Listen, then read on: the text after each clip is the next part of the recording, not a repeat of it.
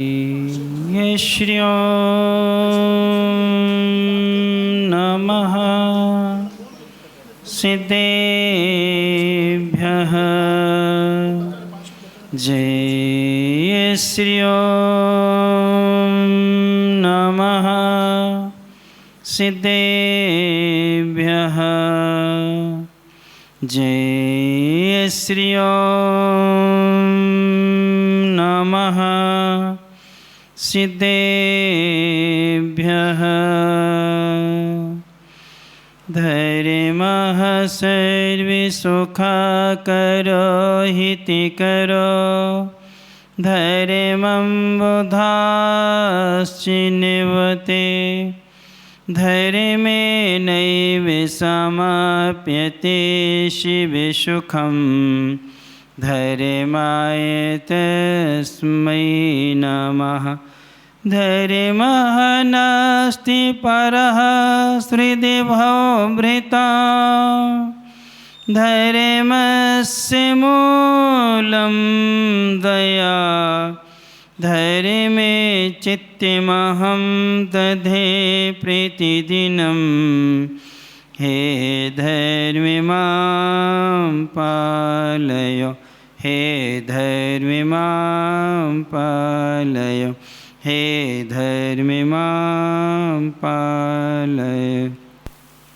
अनंत आनंद सिद्ध परमेष्टि भगवंतों की जय। देवाहि देव 1008 मूल्य श्री संभवनाथ भगवान की जय। देवाहि देव 1008 श्री मुनिशुद्धनाथ भगवान की जय। परमे पूज्य संत श्रोमणी आचार्य भगवान गुरुवर श्री विद्यासागर जी महाराज जी की जय। परमे पूज्य नवाचार्य 108 श्री समय सागर जी महाराज जी की जय। पूज्य जय श्री निर्यापक श्रमण सुधा सागर जी महाराज जी की जय। परमे पूज्य मुनिवर 108 श्री अजित सागर जी महाराज जी की जय। पूज्य श्री निराग सागर जी महाराज जी की जय। 2.5 में 3 कम 9 करोड़ महामुनिराजों की जय। एलक श्री 105 विवेकानंद सागर जी महाराज की जय।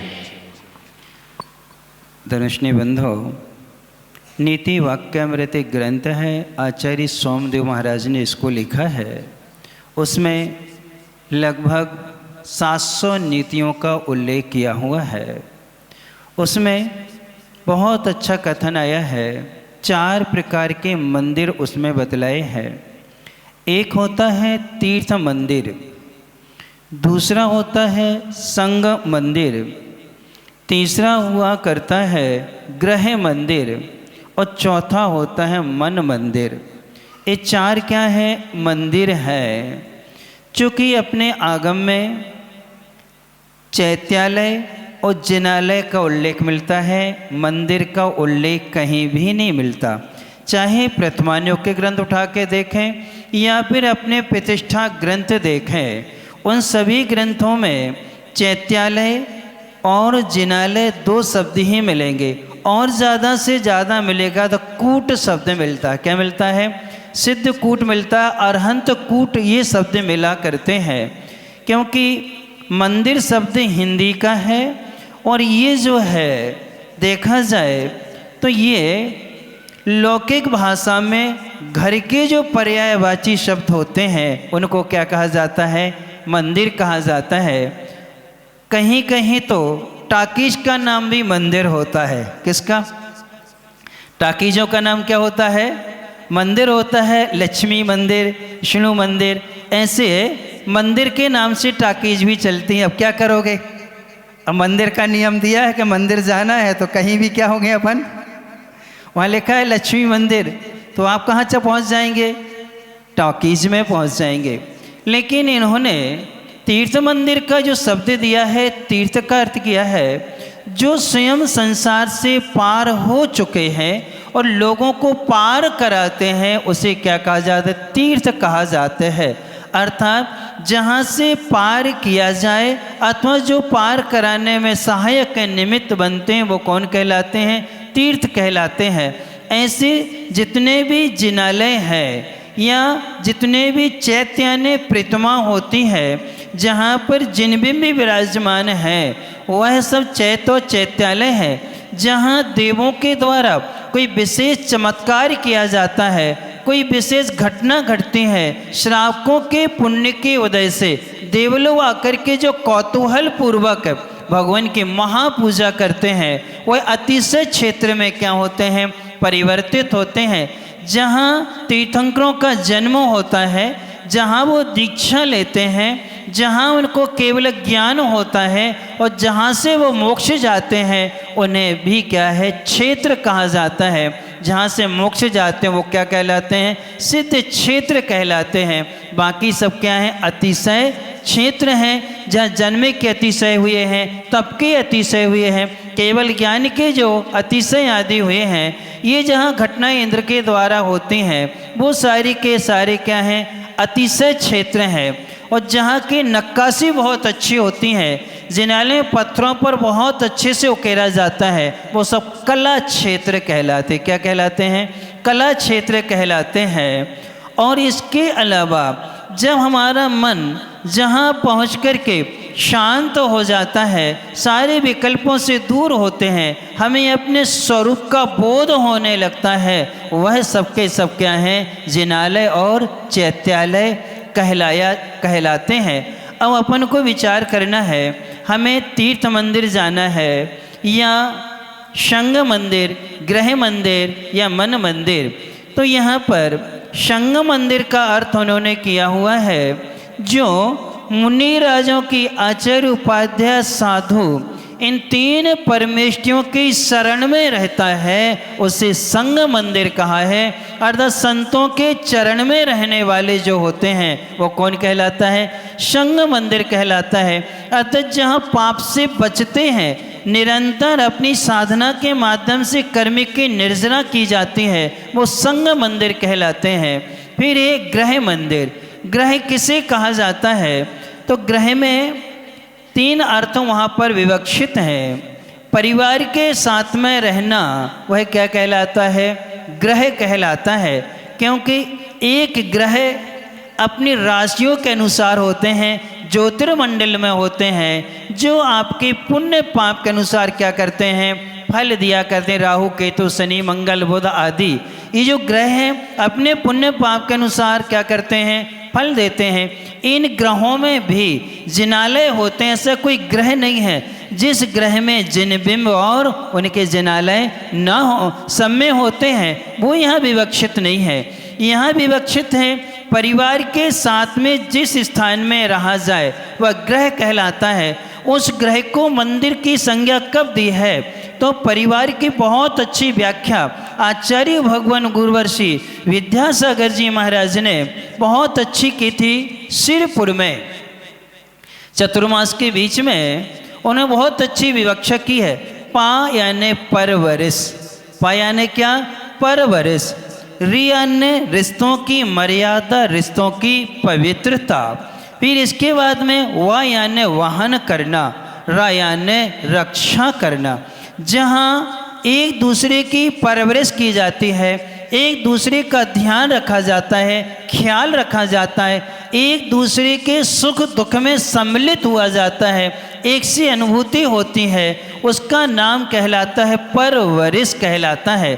फिर रिश्तों की मर्यादा और रिश्तों की पवित्रता जहाँ हुआ करती है, उसे क्या है, अर्थात यदि आपको देखना है पद्म पुराण पढ़ना, पद्म पुराण में दशरथ जी की यहाँ का विवेचन देखना, उनके परिवार में रिश्तों की मर्यादा और रिश्तों की क्या मिलेगी, पवित्रता देखने को मिलती है कि कितनी मर्यादा राम ने रखी है अपने रिश्तों में और कितनी पवित्रता रखी है रिश्तों के बीच में। यानी कभी भी मर्यादा को, रिश्तों को उन्होंने तोड़ने नहीं दिया है। अर्थात जिनके कारण से अपने कहने में आता है उनको देशांतर जाना पड़ा और देशांतर जिसे लौट कर के आते हैं तो सबसे पहले वो अपनी माँ से ना मिल कर के कई माँ से क्या करते हैं, मिलते हैं। यानी कि ये मर्यादा है कि एक भाई देशांतर में है तो दूसरा भाई गद्दी पर नहीं बैठा है, मिलने के बाद भी सिंहासन को स्वीकार नहीं किया। ये रिश्तों की मर्यादा, रिश्तों की पवित्रता जहाँ होती है वो परिवार है। और फिर इन सबका जहाँ वहन किया जाए, अच्छे से ले जाया जाता है और हर पल हर क्षण रक्षा के लिए तैनात होता है कि मेरी कुल की परंपरा, मेरी परिवार की मर्यादाएं कभी टूटना नहीं चाहिए। वो क्या कहलाता है? गृह मंदिर कहलाता है। उस घर को क्या कहा गया है? मंदिर कहा है कि जहाँ पहुँचते साथ में देखकर के लोग प्रभावित हो जाते हैं। देखना है तो ऐसा परिवार देखो जहाँ पर मर्यादाएं हैं। आज भी उदाहरण दिया जाता है, आखिरी तक उदाहरण दिए जाते हैं कि ये रिश्तों की मर्यादा और क्या होती है? पवित्रता हुआ करती है। सीता का उदाहरण मिलता है, 16 सतियों के उदाहरण अपने यहाँ मिलते हैं कि उन्होंने कैसे परिवार में रह करके अपने जीवन का क्या किया है? निर्वाह किया हुआ है। ऐसा जहाँ हो वो कौन है? गृह मंदिर कहलाता है। फिर इसके बाद में आता है मन मंदिर। मन मंदिर किसे कहते हैं? तो मन मंदिर के विषय में बहुत अच्छी बात अपने यहाँ पर मिलती है। शुभ मन को मन मंदिर कहा जाता है। शुभ मन क्या है? अरहंत के प्रति जहाँ भक्ति होती है, तप करने में जहाँ रुचि होती है, श्रुति की जहाँ विनय होती है, उसे मन मंदिर कहा जाता है। अर्थात अरहंतों के प्रति, पांचों परमेश्वरों के प्रति पड़ा हुआ क्या होता है? अनुराग होता है। अर्थात हर समय वह उनके चिंतन मनन में क्या है? खोया रहता है। और फिर इसके बाद में तप में रुचि होती है। तप की रुचि का मतलब हुआ करता है इच्छाओं का निरोध करना। उपवास करना ही तप नहीं है, या रस आदि का त्याग करना तप नहीं है। तप की परिभाषा बहुत ही सरल और बहुत ही अच्छी दी है। इच्छा निरोधः तपः। इच्छाओं का निरोध कर लेना, इच्छाओं पर नियंत्रण कर लेना, उसका नाम क्या कहलाता है? तप कहलाता है। घर में रह करके भी इच्छाओं पर नियंत्रण किया जा सकता है। घर में रह करके भी अपनी इच्छाओं को क्या है? जीता जा सकता है। ऐसी जहाँ इच्छाओं पर नियंत्रण होता है, इच्छाओं को जब रोका जाता है, उसका नाम तप है। घर में रह करके भी क्या है? तप किया जाता है। कैसे तप किया जाता है? एक छोटा सा उदाहरण हम आपको देते हैं। एक परिवार में सभी लोग रहते थे। एक दिन क्या हुआ? बहू के पैर से कांच का गिलास टूट गया, और जैसे कांच का गिलास टूटा, सास, ससुर सभी लोग उसको डांटने लगे। अपशब्दों का प्रयोग कर लिया। क्या आपकी आंखें नहीं हैं क्या? बगैर देखे चलते हो? आपने ये कर दिया। यानी उसको इतना ज़्यादा डांट दिया कि वो अपने आप में बहुत दुखी हो गई कि ये 5-7 रुपए का गिलास है और वो टूट जाने से आज मुझे इतना ज़्यादा दुख सहन करना पड़ा। परंतु उसने स्वाध्यायशील थी, पढ़ी लिखी थी, जिन आगम को जानती थी। उसने कहा गलती तो मेरी है, चलने में असावधानी तो मेरी हुई है, और असावधानी से ये वस्तु का नुकसान हुआ है। कोई बात नहीं, भगवान का आशीर्वाद है कि मेरे पैर में कांच नहीं लगा, घाव नहीं हुआ, उससे तो मैं क्या हूँ? बच गई। ये वचन तो ठीक हैं, मिल जाते हैं, मोह के कारण सुनना पड़ते हैं। हमारा कर्मिक का उदय है। कुछ दिन बाद वही गिलास, एक और गिलास था, वो सास के पैर से टूट गया। उसकी ठोकर लगी। अब किसी को गुस्सा नहीं आई, सब चुप और शांत बैठे थे। कुछ चुपचाप लिया, उठाया, उठा करके उसको बाहर फेंक दिया। जब बहू से टूटा है, गुस्सा आई है, स्वयं से टूटा है, गुस्सा नहीं आई।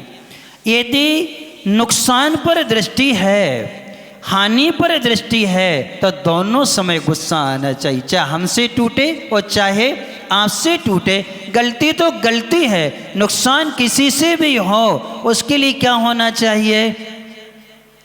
अब क्यों नहीं आई? कारण क्या है ये बताओ? क्या कारण है?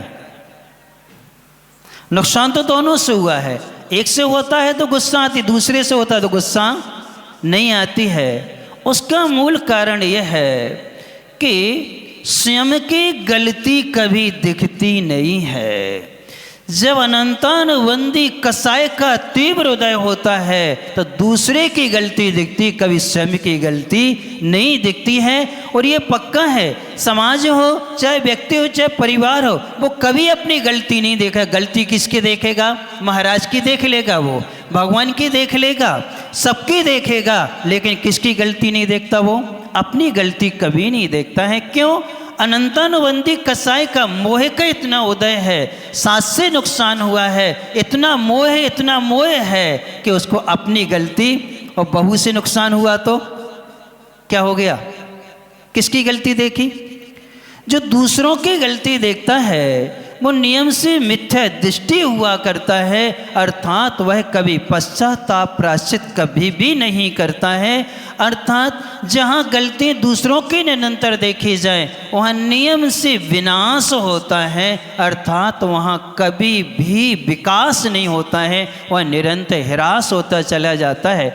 लेकिन जहाँ इच्छाओं का निरोध होता है, इच्छाओं पर नियंत्रण हुआ करता है, कोई बात नहीं है, वस्तु टूट गई, इसके बगैर भी हम अपना जीवन चला सकते हैं। महीने 2 महीने गिलास नहीं मिलेगा, कोई बात नहीं है, इसके बगैर भी तो जीवन चला सकते हैं। हमारे मुनि महाराजों को देखो, हमारी आरिकाओं को देखो, अहले क्षुल्लक आदि को देखो, एक वस्त्र से काम चला लेते हैं। आरिका 1-2 साड़ियों से पूरी जिंदगी निकाल लेते हैं। न समाज की चिंता है, न गरीब की और न अमीर की चिंता है। हर घर में जाना है, हर शहर में जाना है, लेकिन साड़ी कितनी है और अपन को कितनी चाहिए है? मंदिर की अलग, पार्टी में जाने की अलग, और शहर में जाना है तो अलग, और मायके जाना है तो अलग, और ससुराल में जाना है तो अलग, और फ्रेंड के यहाँ जाना है तो अलग, और फिर कोई होटल में जाना हो, कोई रेस्टोरेंट में जाना हो, कोई ढाबा में जाना हो, तो फिर तो जीन्स और टी-शर्ट पे बहुएं आ जाती हैं, और सासें सलवार सूट में आ जाती हैं। किस में आ जाती हैं? सास सलवार सूट पहनेगी और बहू जीन्स और टी-शर्ट पहनेगी, और थोड़ी सी पढ़ी लिखी मॉडर्न युग की है तो वह क्या है? हाफ पैंट और हाफ बगैर बाहें की क्या समीच जिसे कहते हैं, उसको पहन करके आ जाते हैं। क्यों? क्या नहीं है? क्या नहीं है? क्या नहीं है बताओ? रिश्तों की मर्यादा है क्या? रिश्तों की पवित्रता है क्या? विचार करना चाहिए। बुंदेलखंड में आप जाके देखना, कभी सिर नहीं उगरता ससुर के सामने बहू का, इतना घूंघट होता है। अपन तो खुले सिर मंदिर में आ जाते, धर्म सभा में बैठे रहते, क्या करके? खुला सिर रख करके, है ना? बैठते कि नहीं बैठते? ये अपने कहाँ रिश्तों की कोई मर्यादा नहीं है कि बड़े कौन हैं, छोटे कौन हैं, किनके सामने कैसे रहा जाता है, कहाँ किससे बोलना है, कहाँ नहीं बोलना है। हम ये रिश्तों की मर्यादा को भूल जाया करते हैं। यानी यहाँ तो हमें समझ में नहीं आता सास कौन है, बहू कौन है, और कौन जो हैं सौभाग्यवती हैं और किनका सौभाग्य छिन गया है, उनकी पहचान ही खत्म हो गई है। किससे?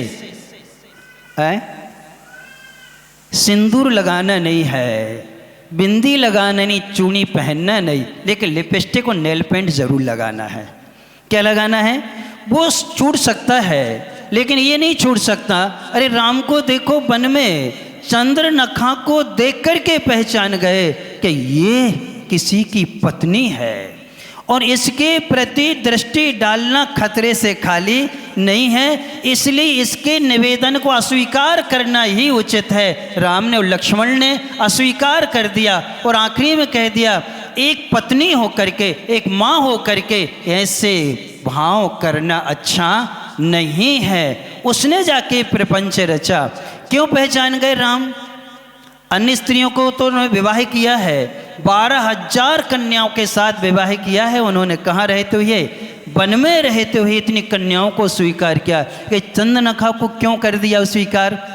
क्यों? विवाहित थी। ये तुम्हारी पहचान है किसकी?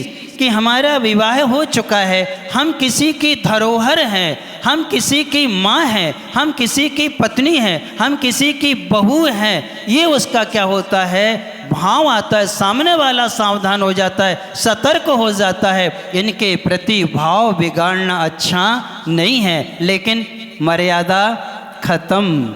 कई महिलाएं तो बूढ़ी बूढ़ी महिला कहते महाराज हमने तो शादी के बाद लगाई ही नहीं है, सिंदूर भरते ही नहीं हम।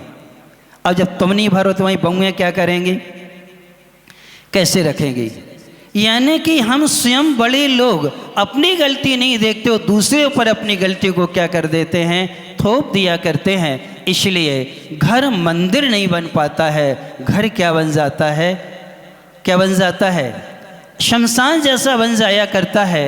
यदि मंदिर का निर्माण करना है तो हमें कुछ पवित्रताएं और कुछ मर्यादाओं को अपने जीवन में क्या है लाना होगा। जहाँ पवित्रता और मर्यादा एक साथ रहती है तो वहाँ पर इच्छाओं का निरोध जहाँ होता है, छोटी छोटी इच्छाओं को लेकर के हम अपने मन को नहीं बिगाड़ेंगे, हम अपने रिश्तों को अपवित्र नहीं करेंगे।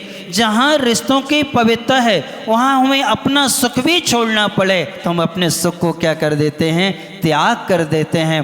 पिता के सुख के लिए, पिता के वचन के लिए राम ने अपने सुख का क्या कर दिया, त्याग कर दिया कि नहीं, पिता का बहुमा रहना चाहिए, उनका वचन सुरक्षित रहना चाहिए, इसलिए मैं क्या करता हूँ, अपने सुख का त्याग करता हूँ।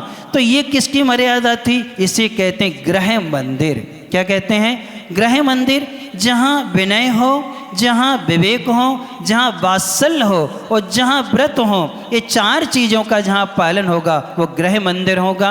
गृह मंदिर के बाद में आता है मन मंदिर। मन को हमें अच्छा बनाना है, इच्छाओं का क्या करना है, निरोध करना है। कम से कम वस्तुओं में हम अपना क्या करेंगे, काम चलाएंगे। अर्थात ये सारी वस्तुएं कितने समय को सुख देती हैं, थोड़े से समय के लिए सुख देती हैं, बाकी बहुत समय तक क्या देने वाली होती हैं, दुख देने वाली होती हैं। ऐसी इच्छाओं का निरोध करके संयम के साथ में जीवन को जिया जाता है। अब आपके बीच में ये अवसर आने वाला है, कल गुरु पूर्णिमा महोत्सव है। ऐसे गुरु पूर्णिमा महोत्सव में भगवान के प्रति इतना समर्पण था, इतना समर्पण था, केवल ज्ञान भगवान को हो गया। समाओ शरण में 66 दिन तक श्रावक बैठे रहे। कौन बैठे रहे?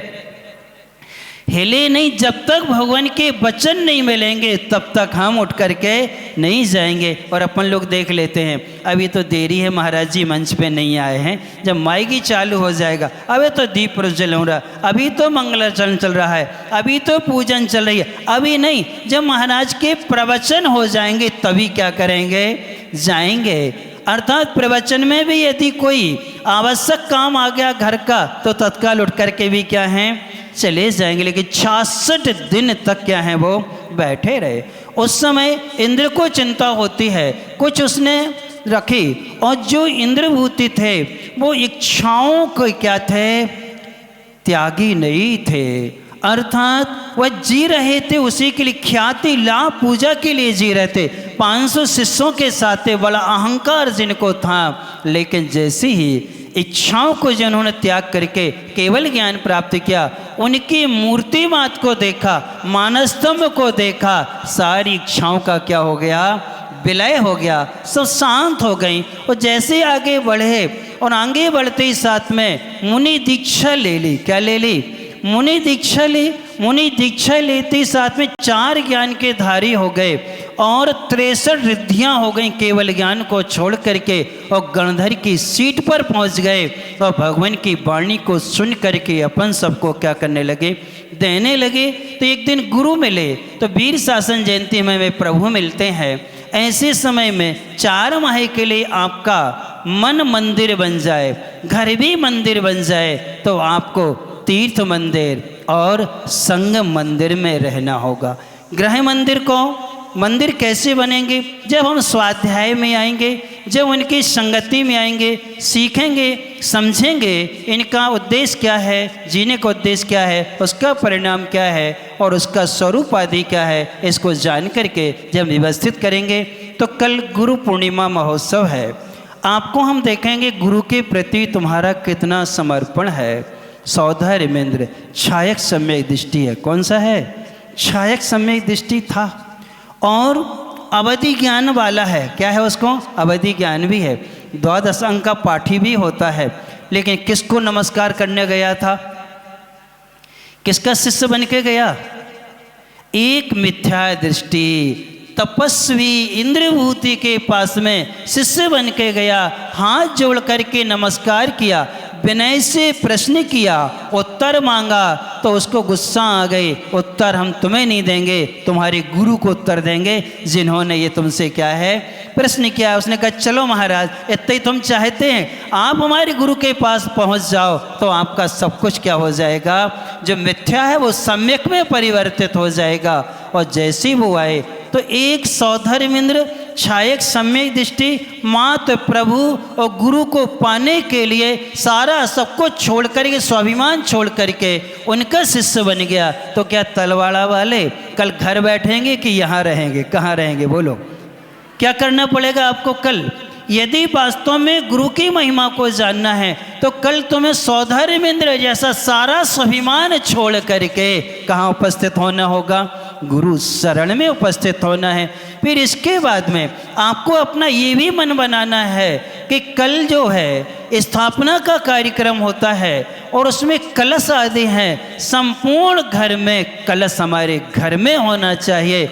चाहे मुझे अपना एक प्लाट बेचना पड़े बेच देंगे, हमें अपने स्वर्णाभूषण बेचना पड़े बेच देंगे, बगैर स्वर्णाभूषणों के भी जीवन जिया जा सकता है। त्यागी वृत्ति जो होते हैं वो सारे श्रृंगार का त्याग करके अपना जीवन जीते हैं, सुख से जीते हैं, शांति से जीते हैं। लेकिन ये कलश हमारे घर में रहेगा, हमें भरमेश मिलती रहेगी। ये चतुर्मास था, उस चतुर्मास मैंने विनय सीखी, वात्सल्य सीखा, विवेक सीखा है, हमने व्रत संयम सीखे हैं, इच्छाओं का निरोध कैसे किया जाता है और आत्मा का कल्याण कैसे किया जाता है, मन को घर को मंदिर कैसे बनाया जाता है, यह संग मंदिर की महिमा क्या होती है, ये सब अपन सीखेंगे।